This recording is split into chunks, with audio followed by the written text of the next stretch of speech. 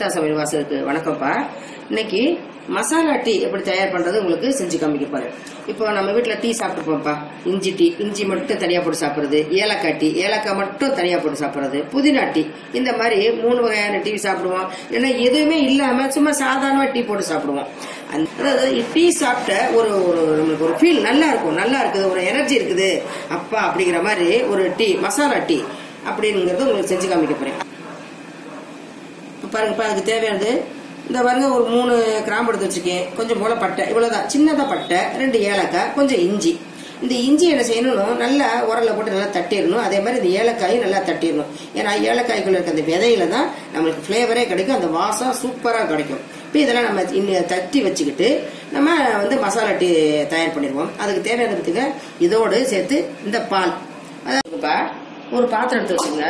பாத்திரத்துல கொஞ்சம் ஒரு 3/4 டம்ளர் தண்ணி சேர்த்துக்கப்பா. இப்போ இந்த பாருங்க ஏலக்காய் இஞ்சி இருக்கு பார்த்தீங்களா, அதை இந்த மாதிரி நான் பாருங்க ஒரு சின்ன உரல் வச்சிருக்கேன், அதுல இஞ்சியை நல்லா தட்டிடணும்.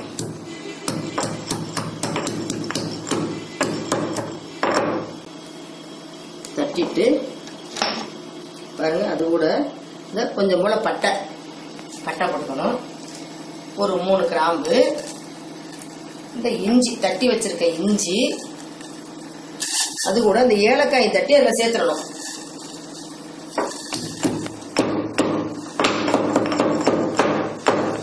ஏலக்காயும் தட்டி அது போட்டாச்சு. தட்டி போட்ட பிறகு தண்ணி கொதிக்கும் போது நான் இப்ப காமிக்கிறது ஒரு 3 பேர் சாப்பிடலாம் பாட்டி. பாருங்க, டீ தூள் என்கிட்ட டீ தூள் இருக்குது, 1 2 ஒரு 2 ஸ்பூன், சின்ன ஸ்பூன், அதனால நான் ஒரு 2 டீஸ்பூன் சேர்த்திருக்கேன். இது நல்லா கொதிக்கட்டும், 2-3 நிமிஷம் கொதிக்கட்டும்.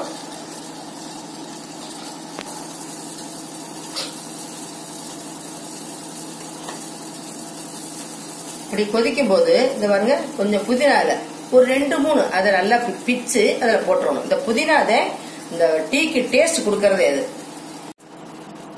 இப்ப நல்லா கொதிச்சிருச்சுப்பா. இந்த பாருங்க, இப்படி கொதிச்ச பிறகு நல்லா பிளேவர் இறங்கிருச்சு. சிம்ல வச்சுக்கிட்டு இந்த பால், இந்த பாருங்க நான் 1 டம்ளர் பால் ஊத்துறேன். நல்லா திக்கான பால்ப்பா, அப்படி ஊற்றணும்.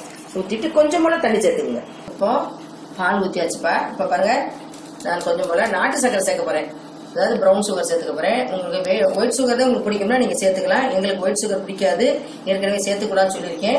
பாருங்க, 2 டீஸ்பூன் போட்டிருக்கேன். டீக்கு கொஞ்சம் சுகர் கம்மியா தான் நல்லா இருக்கும். பால் கொதிச்சு நல்லா வந்துருச்சுப்பா. இப்ப இறக்கி இதை ஃபில்டர் பண்ணிடுவோம்.